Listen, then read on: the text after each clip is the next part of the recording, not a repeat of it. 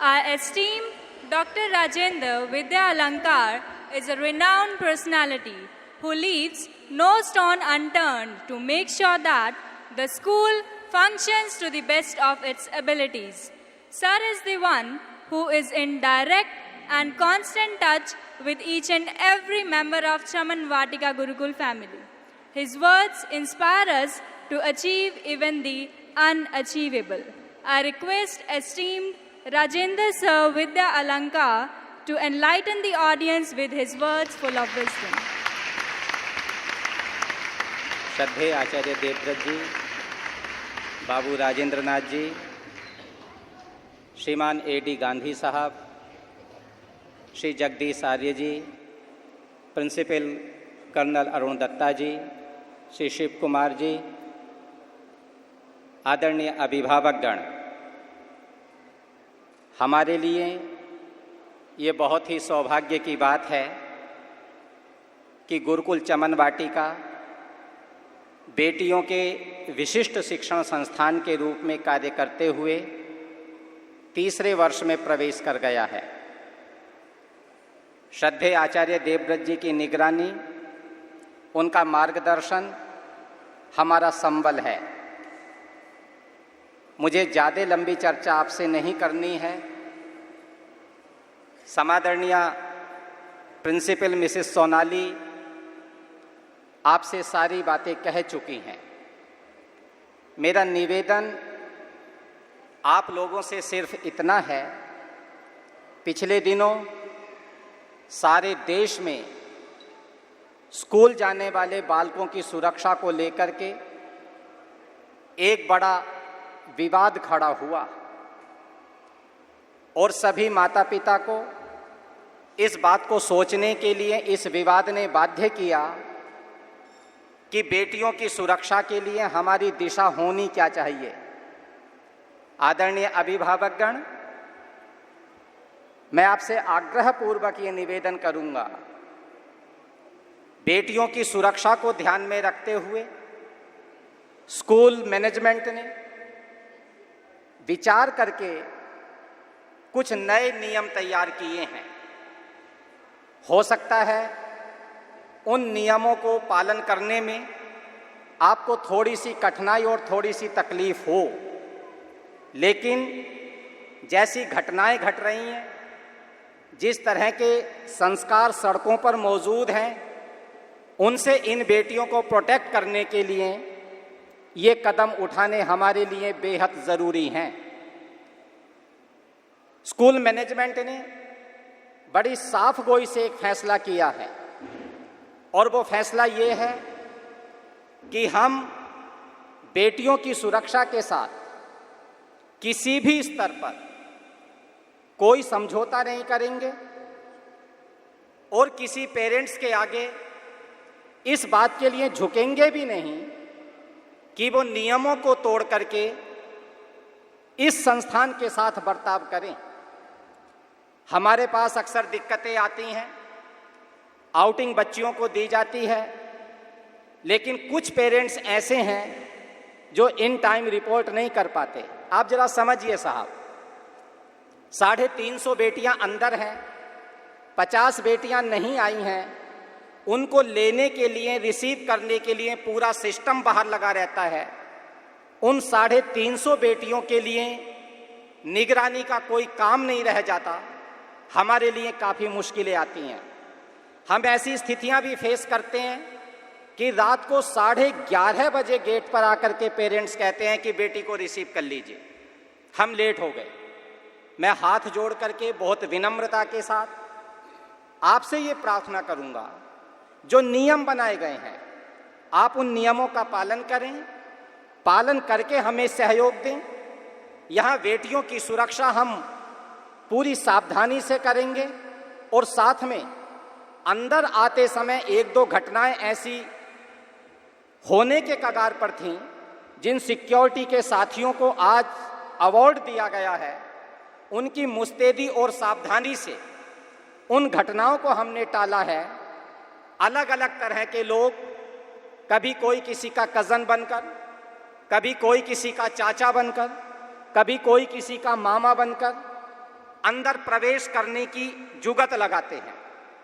हम इस नियम पर टिकने वाले हैं कि जितने फोटोग्राफ्स आपने दिए हैं उन चेहरों के अलावा हम किसी तीसरे आदमी को ऐसे समय में जब मिलने का वक्त नहीं है स्कूल कैंपस में एंट्री नहीं देंगे।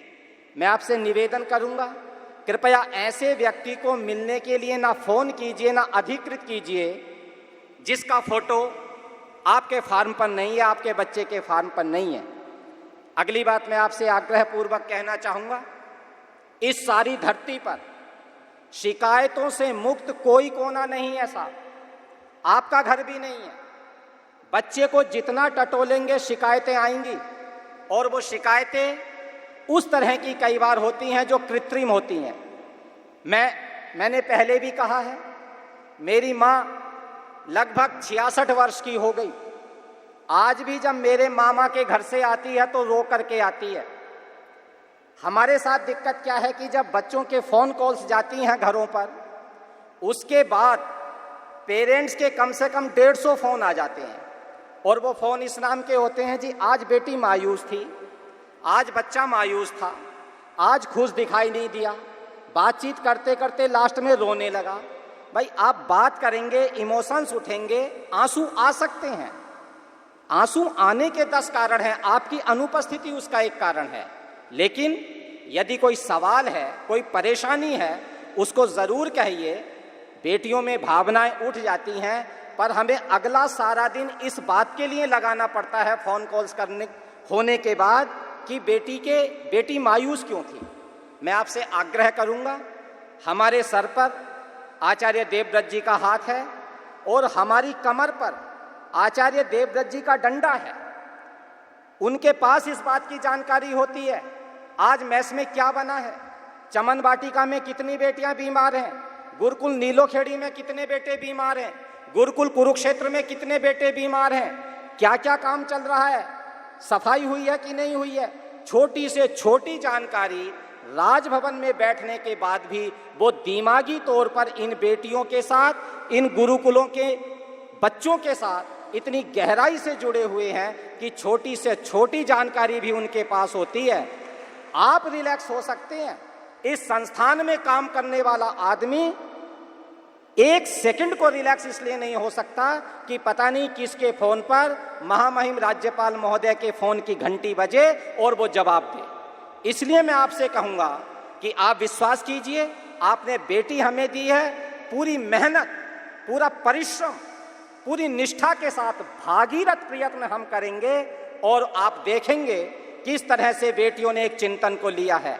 ये गुरुकुल केवल स्कूल भर नहीं है साहब, गुरुकुल एक फिलॉसफी है और उस फिलॉसफी का मूल वाक्य है, धरती का कोई सवाल बड़ा नहीं होता, धरती की कोई समस्या बड़ी नहीं होती, सिर्फ आदमियों का संकल्प छोटा होता है। हमारे साथ खूबसूरती यह है कि आचार्य देवव्रत का संकल्प छोटा नहीं है, हिमालय की ऊंचाई से बड़ा संकल्प है। उस संकल्प पर आप विश्वास कीजिए, हम आपको परिणाम देंगे और आपसे सहयोग की मैं कामना करता हूं। एक बार पुनः आप सभी का स्वागत करता हूं। बहुत बहुत धन्यवाद।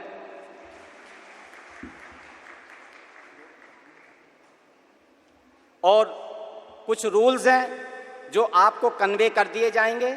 जो हम 7 डेज की कॉल कर रहे थे, अब वो फ़ोन कॉल्स 15 डेज पर जाएंगी।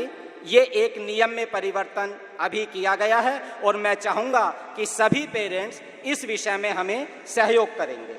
बहुत बहुत धन्यवाद। हाँ, एक बेटी है विधि। कहाँ है विधि? विधि विधि कहाँ है? आजा बेटे। मैं कल बेटियों के बीच में आया था और ये बेटी मुझे कहने लगी कि सर मेरा एक मन है और मैं 2 मिनट कुछ बोलना चाहती हूँ, कार्यक्रम में मुझे समय नहीं मिलेगा। मैम प्रिंसिपल से मैंने कहा नहीं, वो मुझे समय नहीं देती। आप भी मत कहना, आप मौके पर यदि दे सकें तो आप मुझे देना। मैंने इनसे पूछा बेटी आप क्या कहना चाहते हो?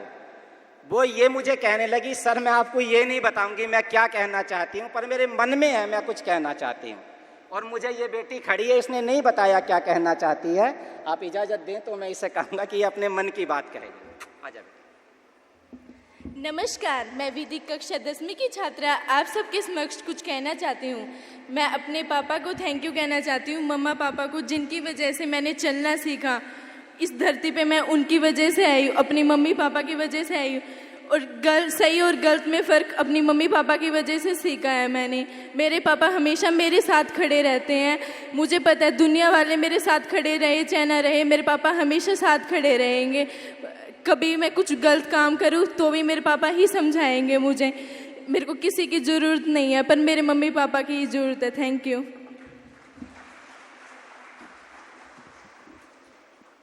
हमारी सभी बेटियों ने बार बार इस बात को बड़ी सावधानी से सीख लिया है और जीवन का फॉर्मूला बना करके इसे अपने मन मस्तिष्क में बसा लिया है कि उनके ऊपर उनके माता पिता ने कितना बड़ा उपकार किया है।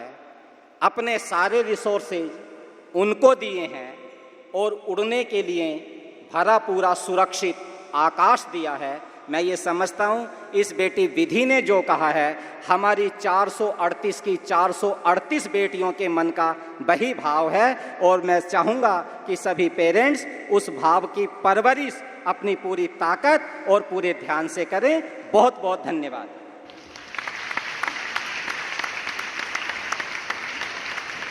Thank you, sir. Your words have always been a guiding light for all of us. Now, I would like to hand over the mic to Jansi and Oshia to acquaint you all to the theme of the cultural program. Thank you, Kushi. Good morning, everyone. This is Jansi Dahiya. और मैं ओशिया। We are here to throw light on the theme of the cultural program Samvadadvam. शक्ति का दिया हुआ, शक्ति को दिया हुआ, भक्ति से दिया हुआ, यह स्वतंत्र दिया, यह अतीत कल्पना, यह विनीत प्रार्थना, यह पुनीत भावना, यह अनंत साधना। शांति हो अशांति हो, युद्ध हो संधि हो क्रांति हो, यह दिया बुझे नहीं आज द्वार द्वार पर, यह दिया बुझे नहीं। वेद केवल ज्ञान का स्रोत नहीं बल्कि जीवन जीने की एक कला है। जहाँ ऋग्वेद ने मानव जाति को ज्ञान से समृद्ध किया, वही यजुर्वेद ने मानव को कर्म का पाठ पढ़ाया। सामवेद ने ईश्वर उपासना का शिलान्यास किया, तो अथर्ववेद ने मानव को विज्ञान से भेंट करा, उसका कल्याण और विकास किया। Education is a torch of academic brilliance. Education is the backbone of inner resilience. Education is a fundamental foundation for any country, state or nation. Education is the mother of all professions that helps acquire all our possessions. Education is our right, due to which our future is bright. And Vedas are the greatest source of knowledge bestowed upon the human beings in order to tell us how to lead morally upright and spiritually enlightened lives. They not only teach us how to lead an ideal life, but also impart the knowledge that would quench the curiosity to understand why the Vedic knowledge is the correct knowledge. They teach us how to attain salvation through enlightened spirituality. मध्यकालीन युग में जब पूरी भारतीय सभ्यता अंधविश्वासों की भेंट चढ़ चुकी थी, तब महर्षि दयानंद जैसे महाज्ञानी महापुरुष ने वेदों की ओर लौटो और किण्वन्तो विश्वमार्यम जैसे उद्घोषों से पूरे विश्व में वैदिक संस्कृति का परचम लहराया और आर्य समाज की स्थापना की। उनका पूरा जीवन ही हमारे लिए सीखने का एक केंद्र है, एक स्रोत है। It is quite disturbing to note that we, Indians, are being influenced by the culture of all the countries in the world, but are ignorant of the culture of our own country. So, we think it is high time that we take up responsibilities of making the people of our country in general and the students, the youngsters in particular, aware of the repertoire of the knowledge stored in the form of Vedas. Swami Dayanand के जीवन से ही प्रेरणा लेते हुए आज संवदत्वम इस कार्यक्रम में चमन वाटिका गुरुकुल की छात्राएं ऋग्वेद के रूप में ज्ञान को प्रकाशित करती हुई बालक मूल शंकर से दयानंद बनने के सफर को प्रस्तुत करेंगी। Then we have the students bringing to you the essence of Yajurveda in the form of various physical activities demonstrating physical strength through gymnastics, karate and much more. Samaveda में विभिन्न नाट्य विद्याओं के रूप में मूक अभिनय, हास्य एवं वीर रस का परिचय देंगी एवं नृत्य कलाओं में विभिन्न शास्त्रीय नृत्य कलाएं, कथक, गुजराती आदि नृत्य प्रस्तुत करके आपके मन में इन कलाओं के प्रति संवेदना उत्पन्न करने का प्रयास करेंगे। अंत में अथर्ववेद के रूप में विज्ञान के क्षेत्रों से रूबरू कराते हुए युद्ध कलाओं की झलक पेश करते हुए अपने हुनर एवं साहस का परिचय देंगी और यह संदेश देंगी। संवदध्वम्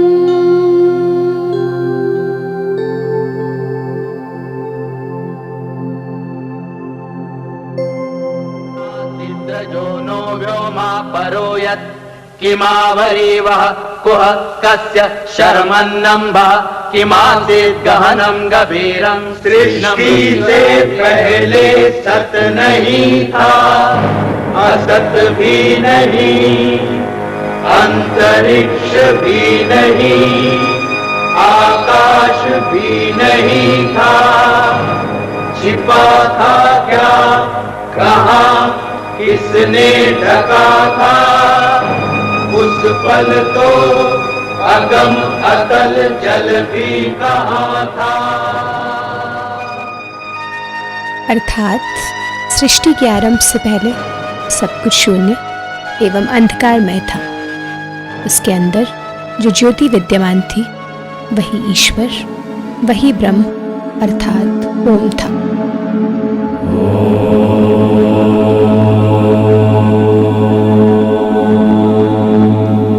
तो आइए जानते हैं कि सृष्टि का निर्माण हुआ कैसे, कैसे अंतरिक्ष आदि तत्व बने और इसकी उत्पत्ति का रहस्य क्या है।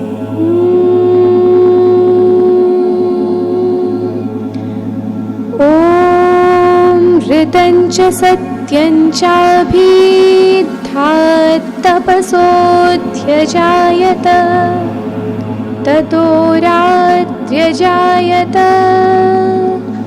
ततः समुद्रो अर्णवः। अर्थात वह परम ज्योति जो कि ईश्वर, ब्रह्म एवं ओम है, उसी की असीम शक्ति से सृष्टि की रचना हुई।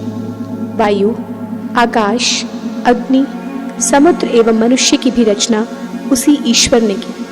वही ईश्वर जो निराकार है, जिसने संपूर्ण सृष्टि का निर्माण किया, जिसके सानिध्य से गति प्राप्त करके सृष्टि प्रारंभ हुई।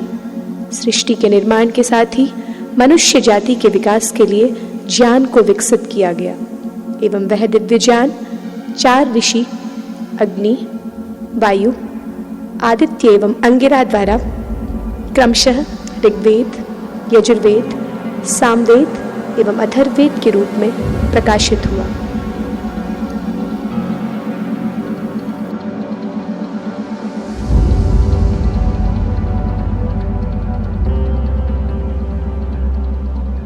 वेद इस सृष्टि का आदि ग्रंथ एवं इतना प्राचीन है कि इसे अपौरुषेय कहा जाता है। अथाग्निसूक्तम्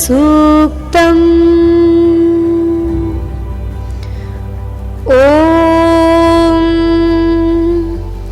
अग्निमीडे पुरोहितं यज्ञस्य देवमृत्विजम् होतारं रत्नधातमम्। ऋग्वेद। ऋग्वेद मानव जाति का सबसे प्राचीन ग्रंथ है। ऋग अर्थात स्तुति एवं ज्ञान। इस वेद की ऋचाओं में कलात्मक, दार्शनिक एवं आध्यात्मिक तथ्यों का विशद वर्णन प्राप्त होता है।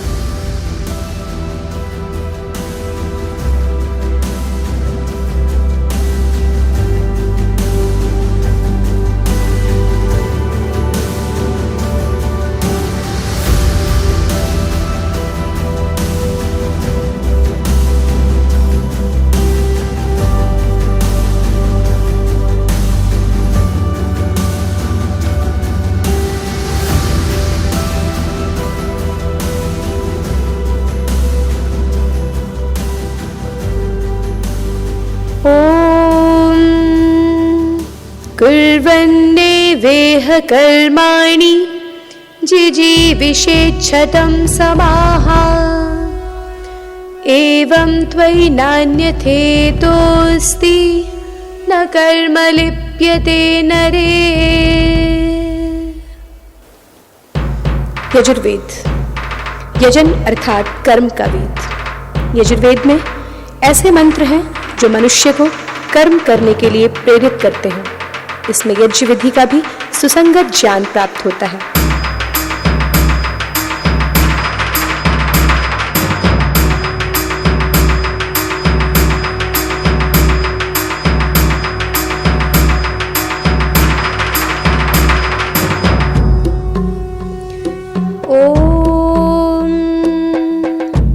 अग्न आयाहि वीतये गृणानो हव्यदातये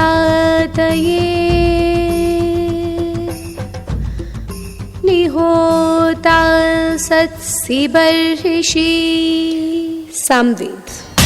इस वेद की ऋचाओं में संगीतमय तरीके से ईश्वर की प्रार्थना व उपासना की गई है। इसकी गायन शैली इतनी मधुर एवं संगीतमय है कि उसके श्रवण मात्र से हृदय को शांति प्राप्त होती है।